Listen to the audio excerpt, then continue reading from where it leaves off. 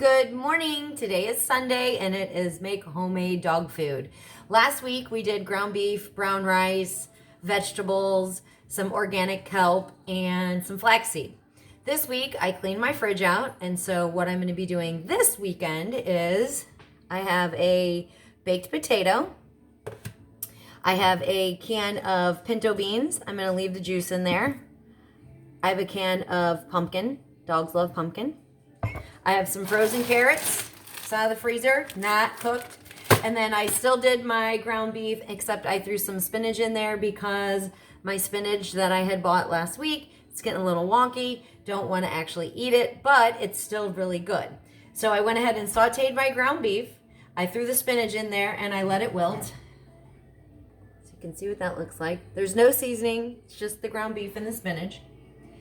Another thing I wanted to point out from last week, I use wide mouth mason jars. Why? Because they're easier to get the spoons in and out. Then when I dump it into their dog bowl in the morning, I can kind of dump it, stir it up, scoop some out, and give some to Clara.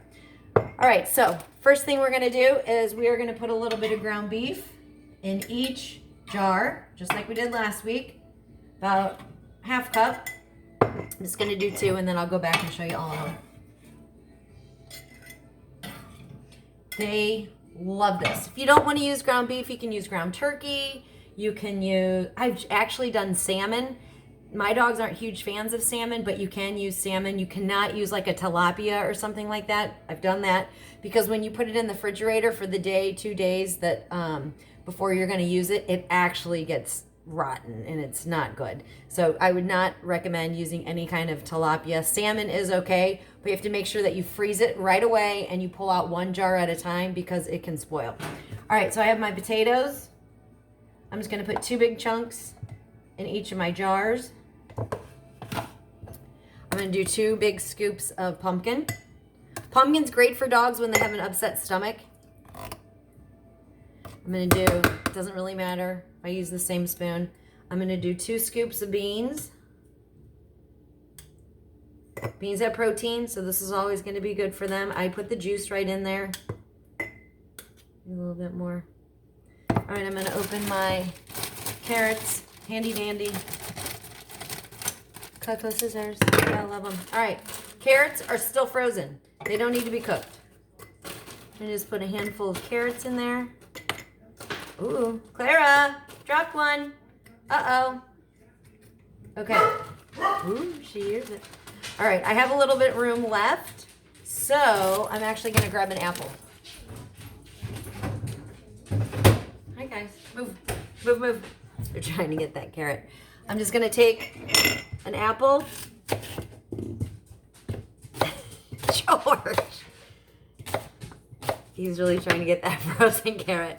All right, I'm just going to put a little bit of apple. You want to try some apple? Yeah, he loves it. In each jar. I'm not going to do any flaxseed. I'm not going to do any kelp. I'm just going to kind of go natural. So I'm going to fill the jars. So you got your ground beef and spinach. You have your potato. You have your beans, your carrots, a little bit of apple. Pumpkin glob is in there. That's all you need. Then you're going to put the lid on it. And it's done. So again, what you want to do is layer all of your jars all at one time, put the lid on it, and then put 2 in the refrigerator, and then put the rest in the freezer. And then every day, every 2 days, bring one of your jars up and put it in the refrigerator. And the reason is because you don't want this food to sit for a week. It's real food.